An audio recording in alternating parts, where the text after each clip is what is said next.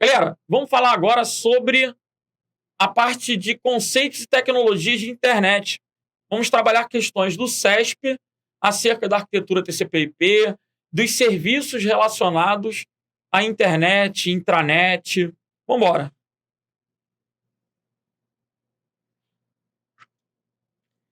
Primeira questão. O modelo de referência de rede TCP/IP, se comparado ao modelo OSI, não contempla a implementação das camadas físicas de seção e de apresentação. Essa é uma questão da Polícia Federal. Se o teu edital traz redes de computadores, é interessante que você saiba o que é o modelo OSI e o que é a arquitetura TCP/IP, ainda que de uma forma sucinta. Primeira coisa que todos têm que saber. Modelo OSI é um modelo de 7 camadas. E o TCP/IP também tem um modelo em camadas, mas são 4 camadas. Essas camadas, elas são numeradas e elas formam o conceito de pilha. Qual a diferença de uma pilha para uma lista, para uma fila? A ideia de uma pilha é que é sempre uma coisa em cima da outra. Então a gente tem as camadas, uma em cima da outra. E aí você vai ter que decorar as 7 camadas e conhecer as 4 camadas TCP/IP, enfim. Cara, decoreba, vocês vão pensar o seguinte: o OSI, eu decorei o seguinte. Fui em Recife transportar 6 apresentadores. Eu não gostei. Decora, meu filho. Apresentadores de aplicação. Com essa frase, eu consigo lembrar as 7 camadas. Jura? Juro. Fui em Recife transportar 6 apresentadores de aplicação. Antes eu falava fui em Roma. Agora eu falo fui em Recife, e Recife lembra melhor redes, né? Começa com Re. Eu estava explicando isso daí, no outro dia veio o Felipe Luca, no meio da aula. De português? Mito de português, né? Aí ele chegou e falou assim, Renato, fui a Recife. Aí eu falei, meu Deus. Fui a Recife, fui em Recife. Tanto faz, eu quero decorar aqui o meu, né? Então, deixa fui em Recife. Galera, 1, 2, 3, 4, 5, 6, 7. Física, enlace, rede, transporte, seção, apresentação e aplicação. Então, essas são as 7 camadas. Física, enlace, rede, transporte, seção, apresentação e aplicação. A ordem, olha aí, gente. O F de fui vira física. Enlace, rede, transporte, seção, apresentação e aplicação. Então, física, enlace, rede, transporte, seção, apresentação e aplicação. Beleza? E esse seção? Tá certo, hein? 2 S. É uma pilha, ok? A camada... Se o examinador se refere às camadas 1 e 2, ele está se referindo às camadas o quê? Física, enlace. Então, física, enlace, rede, transporte, seção, apresentação e aplicação. Essas são as 7 camadas do modelo OSI. Agora, já que você está desenhando aí no caderno, já que você está colocando no caderno, é óbvio que você vai tirar uma foto já, né? Mas cria logo um comparativo com o TCP/IP. O TCP/IP, que foi criado antes do modelo OSI, era um modelo mais simples, que só tinha 4 camadas, onde as 2 camadas mais baixas convertem-se em uma camada de acesso ao meio.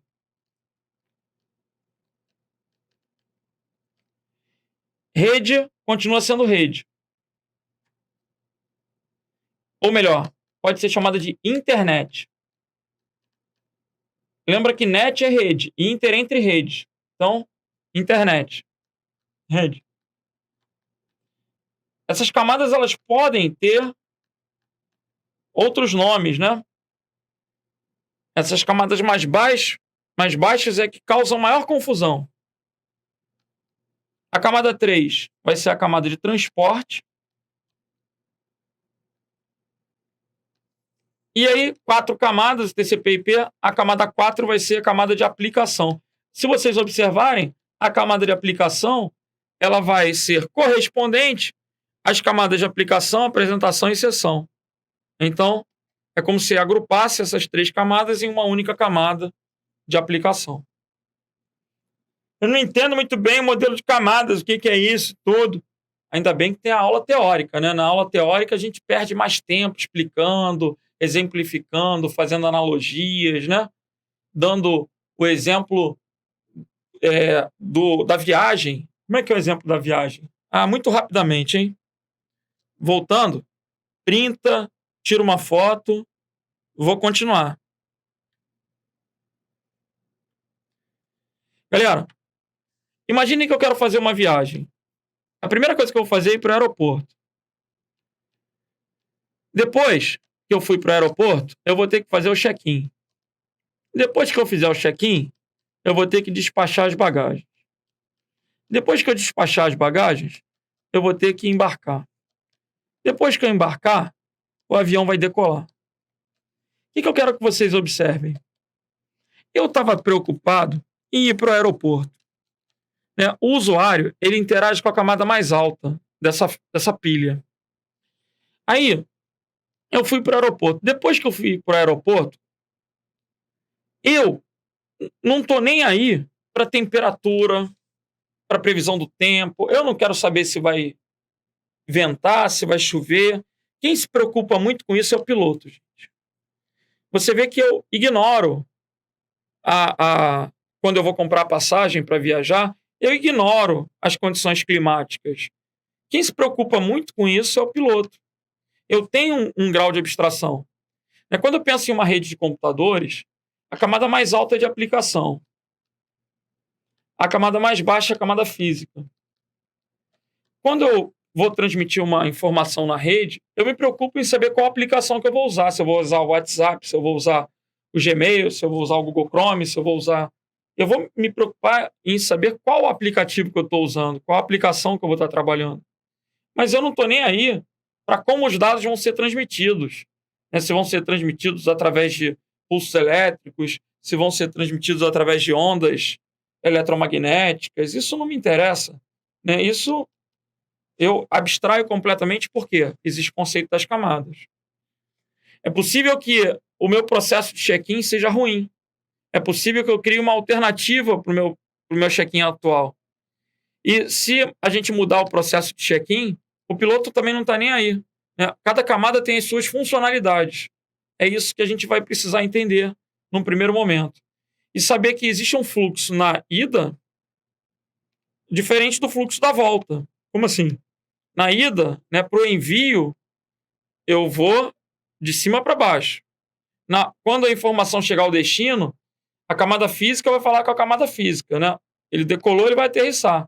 Depois a gente vai tendo o fluxo da informação para a máquina de destino. Nessa analogia rápida. Então, voltando para a questão da Polícia Federal.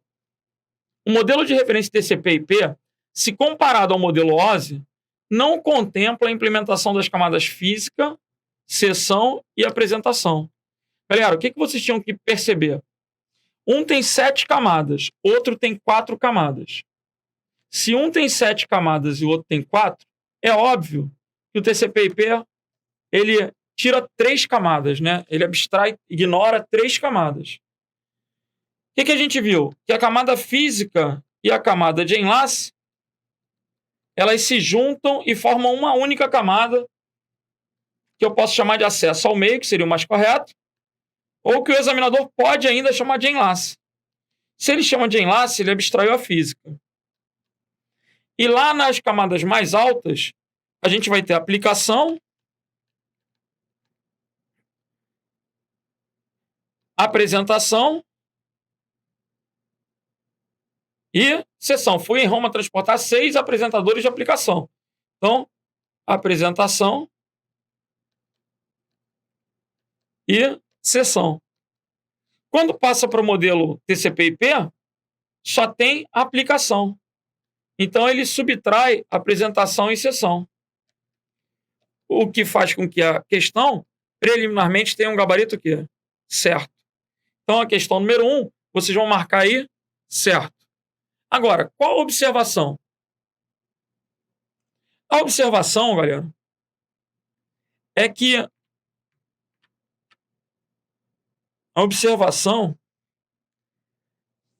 a questão foi anulada. Por que a questão foi anulada? Porque existe uma grande divergência com relação às camadas do TCP/IP. O padrão é que ele tenha 4 camadas. Alguns autores colocam 5 camadas. Vocês, se tiverem que escolher, sempre vão marcar 4 camadas. Se cair uma questão de certo ou errado, perguntando, colocando lá, o TCP/IP tem 4 camadas, certo? Se caiu o TCP/IP tem 5 camadas, você vai marcar errado. Beleza? Sempre vai prevalecer nas provas do CESP o padrão original do TCP/IP, que é descrito numa RFC. Tem um documento ratificando que lá no projeto que criou a internet, nos projetos da DARPA, o TCP/IP tinha 4 camadas. Então, vocês sempre vão optar por 4 camadas. Quem errar vai ficar estressado, vai entrar com recurso, vai pleitear anulação, mas deixa essa briga para quem errar. Eu não quero que vocês errem jamais. Considerando o CESP, sempre 4 camadas. Beleza? TCP/IP, 4 camadas.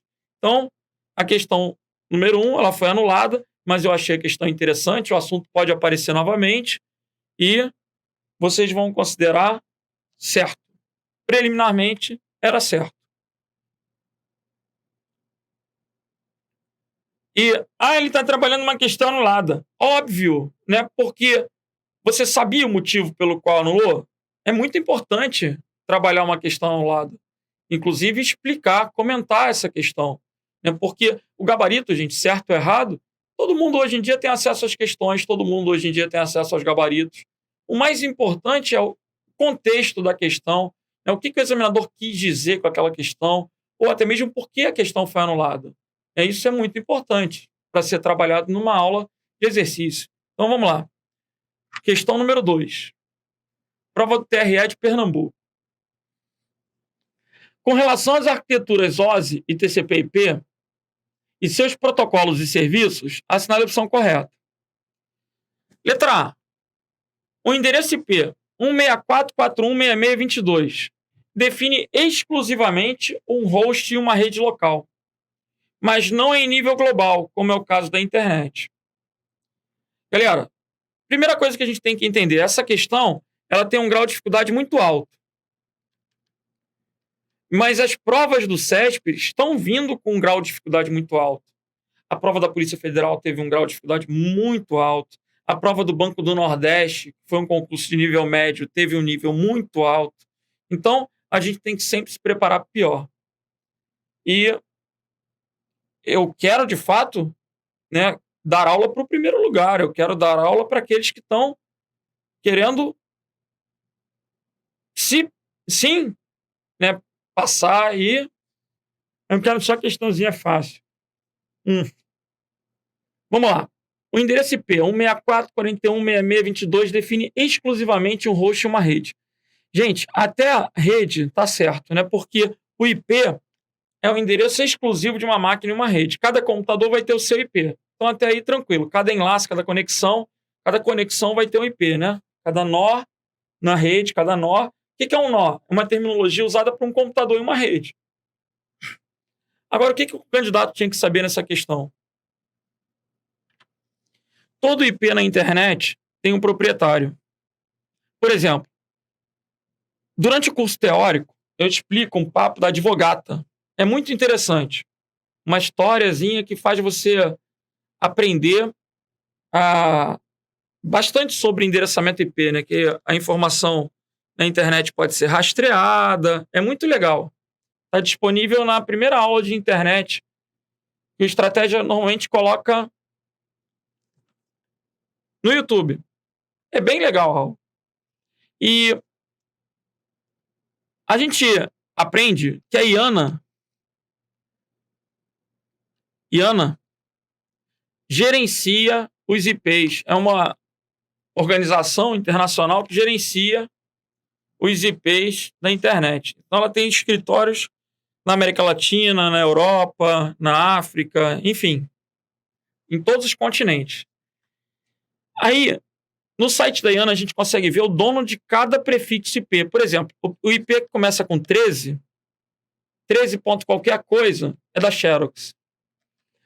O IP que começa com 15 é da HP. O IP que começa com 17 é da Apple. O IP que começa com 19 é da Ford. Cara, empresas, governos, instituições, elas compram endereços IPs. Todo IP tem um dono. Por exemplo, eu estou usando um IP aqui. Se eu quiser, eu posso verificar quem é o dono do meu IP. Como assim? Olha lá. Eu estou usando o meu IP. Vou botar aqui, meu IP. O meu IP é 201. 201, 17, 70, 207. 201, 17, 70, 207. Isso é importante. Agora eu vou entrar no site do Ruiz. Esse Ruiz, a gente tem um Ruiz do registro.br. Pronto, vou entrar no Ruiz brasileiro. O IP que eu estou usando é 201, me ajuda. 201, 17, 70, 207. Escreve aí para mim. 201, 17, 70, 207. 201, 17, 70, 207. 201, 17, 70, 207. Quando eu coloco esse IP e mando consultar,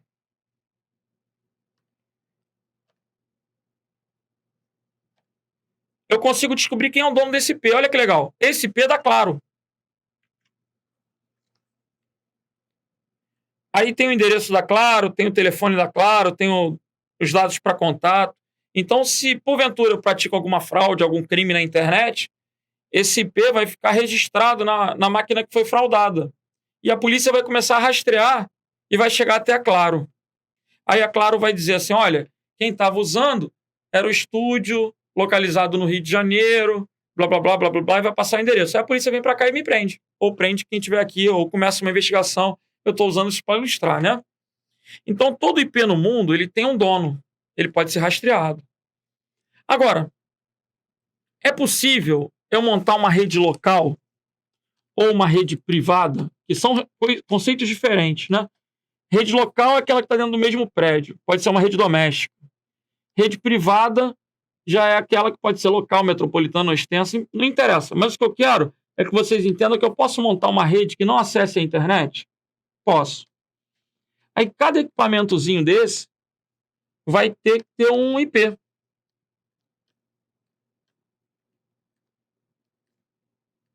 Aí, imagina que eu coloco aqui 13, 5, 7, 8.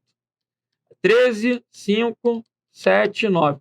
Se eu colocar aqui esses IPs 13, 5, 7, 11, se eu inventei esse IP, eu escolhi aleatoriamente, e amanhã ou depois eu faço uma conexão com a internet, se essa máquina quiser mandar uma informação para a máquina B, que está do lado, quando ela mandar essa informação, é possível que a informação chegue até o roteador, e o roteador não sabe se é para mandar para o outro lado, que é a internet, ou se é para ficar aqui. Conclusão, eu não posso usar o 13, porque o 13 é da Xerox. Eu não posso usar o número que eu quiser. Se eu for tentar configurar uma rede, eu não posso inventar um número qualquer de IP e tentar colocar na máquina, que não vai funcionar, vai dar erro. Então, o que eu estou querendo colocar? Existem números exclusivos para serem usados em redes privadas. E esses números são convencionados. Então, o mundo inteiro já sabe que se começar com aquele prefixo, é porque é um endereço de rede privada. Não pode ser usado na internet. Isso é muito importante. Gente, o que todo mundo sabe para a prova é que o IP tem 4 números separados por ponto, variando de 0 a 255. Isso cai em concurso hoje em dia para nível fundamental. Então, se uma questão pede o IP válido, a gente volta aqui, isso é um IP válido, tem 4 números separados por ponto, variando de 0 a 255. Mas o objetivo de uma aula de exercício é ir além. Então, a gente tem que saber que os IPs privados são aqueles que começam com 10. Qualquer IP que começar com 10 é privado. Qualquer IP de 172.16 até 172.31. Então, não é qualquer IP que comece com 172, não. É de 172.16 até 172.31. E qualquer IP que começar com 92.168. Essas são as faixas de endereçamento dos IPs privados. Esses IPs privados não funcionam na internet. Não são usados na internet. Só são usados em redes privadas.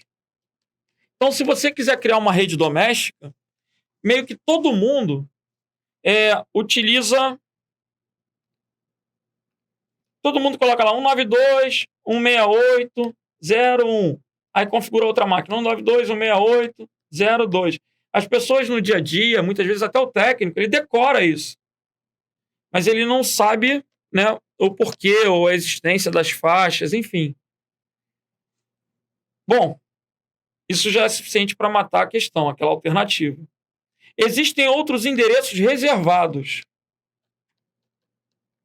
Existem outros endereços que não são usados na internet. Por exemplo, o 127.0.0.1 é o endereço de loopback. Mas ele não é um endereço privado. É um endereço de teste. É um endereço de loopback. Eu não estou esgotando aqui os endereços reservados. Eu estou apenas especificando a faixa dos endereços privados. Legal? E lembrando, o IP que eu mostrei aqui é o IP da minha conexão no estúdio. Se eu levar meu laptop para minha casa, o meu IP vai ser diferente porque lá eu não sou cliente da Claro.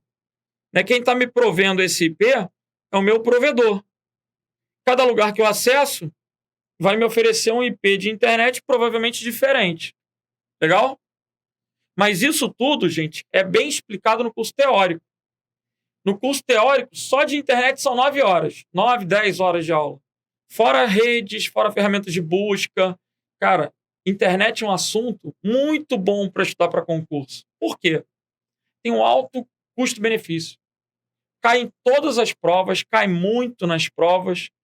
E ele cresce, mas ele não muda, ele cresce. Então, assim, é um assunto muito importante. Provas futuras, estudem bastante a internet. Se for CESP, adorem a parte de redes e internet. Segurança da informação também. São os assuntos que têm um custo-benefício muito alto. Então, olha o seu edital. Se tiver esses temas, pode focar, que eles caem muito. No CESP. Então, vamos continuar. A letra A. O endereço IP 164.41.66.22 define exclusivamente um host e uma rede. Legal.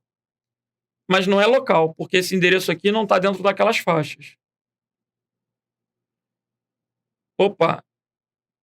Ele não é um endereço local. Ele é um endereço o quê? Público. Não entendi. As faixas que eu coloquei são dos endereços IPs privados. Então vejam, o endereço IP 164.41.66.22 define exclusivamente um host e uma rede local. Está errado porque se esse não é endereço privado, não é rede local. Mas não em nível global. O não também está errado. Né? Como é o caso da internet. Então, eu tenho que riscar aqui o local e o não. Esse IP, ele vai ser o endereço público, porque ele não está dentro daquelas faixas de IP privado. Beleza? Vamos lá. Letra B. é como se cada alternativa da múltipla escolha fosse um certo ou errado, né? O CESP ele faz questões de múltipla escolha, mas é muito pior do que a questão de certo ou errado. Porque uma prova de múltipla escolha, ela transforma 80 questões em 400 itens. E a prova fica extensa, cansativa. Você acaba não tendo tempo, muitas vezes, para fazer uma redação, para fazer uma discursiva. É um problema. É certo ou errado ainda é mais fácil do que a prova de múltipla escolha, por incrível que pareça. Para quem está acostumado com as provas do CESP, eu prefiro o certo ou errado. O problema na múltipla escolha é o tempo, é muito cansativo. Veja, letra B. O protocolo SNMP permite acessar uma máquina remotamente. Qual o problema aqui, gente? A maioria só conhece o SMTP, que é a sua mensagem está partindo lá do correio eletrônico, para envio de mensagem de correio eletrônico. Agora, SNMP é um protocolo que quase não cai. Quando cai, quer confundir com SMTP. Essa alternativa está errada. Mas não custa nada saber que o SNMP é para gerenciar informações sobre equipamentos da rede. Repete. Gerencia informações sobre equipamentos da rede. Agora, letra C. Os protocolos IP, SNMP, SMTP e ARP fazem parte da camada de rede do modelo TCP/IP? Ih, caramba. O que você tem que saber? TCP/IP tem 4 camadas. 4 camadas. Na camada de acesso ao meio, a gente vai ter o quê? Tudo que é relacionado com link. Então aqui eu vou ter Ethernet, Wi-Fi, Bluetooth, WiMAX, GPRS, UMTS, telefonia móvel, LTE, ADSL, enfim, relacionado ao quê? A conexão, a enlace. Na camada de rede é que a gente começa a pensar nos protocolos, né? Na camada entre redes, na camada de internet, é que a gente vai começar a pensar no software. Camada de transporte e camada de aplicação. Galera, a camada de rede basicamente vai ter o IP, o ICMP, o ARP e o RARP, que é o ARP reverso. O mais importante, sem dúvida, é o IP. Mas observem que ele não é o único. Existem outros protocolos da camada de rede. Na camada de transporte, principalmente, a gente tem o TCP e o UDP. Tem outros, tem o RTP e tal, mas assim, o TCP e o UDP são essenciais. E na camada de aplicação? Quem fez o curso teórico viu o DHCP, o DNS, o POP3, o SMTP, o IMAP, o Telnet, o SSH, o HTTP, o HTTPS, o FTP, dentre outros. Então, tira uma foto, dá um print e vamos continuar.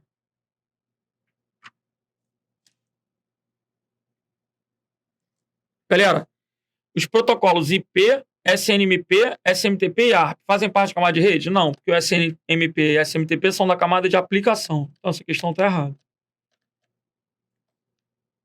Letra D. O protocolo UDP é considerado confiável. Aí está errado. Por quê? No próximo bloco, a gente vai ver que o UDP ele é não confiável. E que o TCP é confiável. Então, aqui eu teria que riscar por TCP e não UDP. É justamente uma das diferenças entre o TCP e o UDP. Letra E. Gente, isso não pode ser nem a A, nem a B, nem a C, nem a D. É óbvio que o gabarito é letra E, né? O protocolo TCP é orientado à conexão. É uma característica do TCP, orientado à conexão.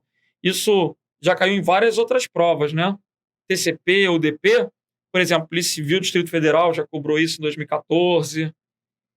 Ele provê controle de fluxo, controle de erros, de congestionamento, gerando, portanto, mais processamento, né, mais overhead que o protocolo DP. Então, a letra E é a resposta, ok? Agora, por que eu coloquei uma questão com nível de dificuldade tão alto? Para você, pelo menos, saber que o que caiu na PF em 2018 tinha precedente. Vamos lá. Vamos fazer a questão número 3 para a gente fechar esse bloco. Polícia Federal, concurso de agente. Marta utiliza uma estação de trabalho que executa o sistema operacional Windows 10 e está conectada à rede local da empresa em que ela trabalha. Legal. Ela acessa usualmente os sites da intranet da empresa e também sites da internet pública. Então, a Marta tem um computador que tem duas conexões, né? Tem uma conexão com a intranet, tem uma conexão com a internet. Ela consegue acessar a intranet e a internet. Legal. Após navegar por vários sítios, Marta verificou o histórico de navegação e identificou que um dos sítios acessados, sítios, com sucesso por meio do protocolo HTTP, tinha o endereço 172.20.1.1. Galera, tendo como referência a situação hipotética, julgue os itens a seguir. Olha lá. O endereço 172.20.1.1, identificado por Marta, é o endereço IPv4 de um servidor web na internet pública. Essa questão é horrorosa. Por que ela é horrorosa? Porque qualquer IP que começar com 10, que começar com 72.16 até 172.31 ou 192.168, necessariamente é o endereço de IP privado. Se ele é um IP privado, não pode ser o IP de uma máquina na internet pública. O candidato tinha que decorar essas faixas de endereçamento IP privado. Isso cai bastante nos concursos da área fiscal. Então, tenham muita atenção. O gabarito aí da questão número 3 é errado. Beleza? Galera, vamos fechando esse bloco. Haverá continuação, né? Vamos que vamos.